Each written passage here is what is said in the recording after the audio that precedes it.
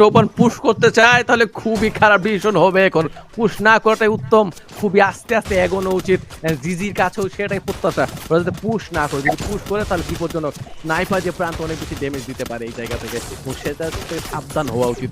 জিজি sniper damage না খেলে এই ম্যাচটা জিজির কাছে যাচ্ছে। এন্ড মেহেদি প্রাইম তার ফার্স্ট নকডাউন নিয়ে ফেলেছে জিজি টিমের কাছ থেকে। একজন টিমমেটকে অনেক বেশি ড্যামেজ দিয়ে ফেলেছে জিজি গুন্ডা 1-1 কে মেবি হয়তোবা এখন সুবর্ণ সুযোগ বিডি টপ ওয়ানে পুশ করার, বাট না, প্রান্ত নকডাউন। মেহেদির ব্যাক করা লাগবে এই সিনারিওতে। এই নকডাউনটা না হলে একটু অ্যাডভান্টেজে থাকা যেত, বাট না, সিনারিও অন্যদিকে মিস খেয়ে ফেলছে। ভালোই প্রান্তকে একটু কাভারে থাকা লাগবে। এন্ড আরেকজনকে নাউন হয়তোবা এখন সিনারিও বিডি টপ ওয়ানের দিকে একটু বাংলাদেশ টপ ওয়ান 2v3 ফাইটটা এত সুন্দর করে বের করে নিতেছে। এখন 1v1 এর একটা ফাইট, জিজির থেকে একটা ভুল মুভ বাংলাদেশ টপ ওয়ানের কাছে টোটালি বুয়া যাওয়ার চান্সে চলে আসলো। এখন 2v1 সিচুয়েশন, সালমানের কাছে মেডকিট নাই আমার মনে হইতেছে, অনেকক্ষণ দাঁড়াইছিল, মেবি মেডকিট এখন না, মেডকিট ছিল, মেডকিট করার চান্স পায় না অ্যাকচুয়ালি ফাইটের এত মানে ধরস্থির অবস্থা। এখন সিঙ্গেল স্নাইপার, ডাবল স্নাইপার মারার চেষ্টা, স্নাইপার বাঁচছে, স্নাইপার দেখি শর্ট রেঞ্জে মেহেদি প্রাইম, বাট মেহেদি প্রাইম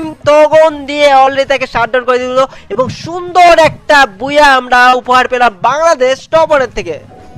আমি মনে করেছিলাম হয়তো সিলি মিস্টেক হয়ে যাবে যখন হচ্ছে প্রান্তকে ছেড়ে প্রাইম হচ্ছে পুশ করবে। আমি চাচ্ছিলাম না এই পুশটা করুক, দেন ওরা